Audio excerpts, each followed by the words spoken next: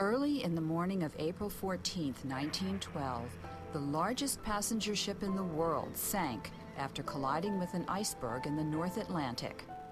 The name of the ship was the Titanic. The wreck of the Titanic was one of the deadliest peacetime shipwrecks of all time. Of the 2,227 people on board, only 710 survived. Most survivors were women and children because women and children boarded the lifeboats before the men. The Titanic was the most lavish ship of its time. It had a swimming pool, a gym, baths, and radios. The passengers on its fateful voyage included many prominent people and celebrities of the day. Marshall Drew was 8 years old when he boarded the Titanic in England with his aunt and uncle. When the Titanic hit the iceberg, I was in bed. I remember a big jolt and the ship slowing down.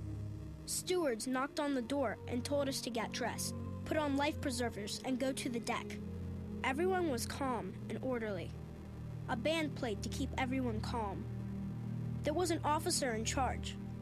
"Women and children first," he said. He directed us into the lifeboat number 10. We had to say goodbye to Uncle Jim. The lifeboat was lowered 70 feet into the sea. This is when I got really scared. The ropes and pulleys weren't working properly, so the boat jerked around as it was lowered. We were lucky we weren't thrown into the water.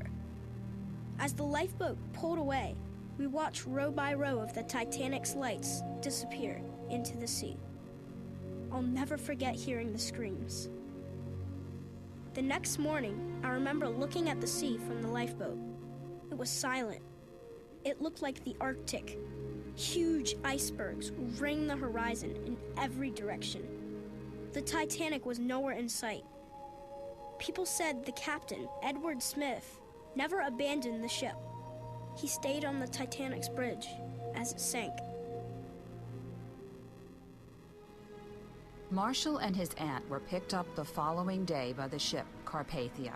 He went on to become a teacher in a high school on Long Island and lived to be 82 years old.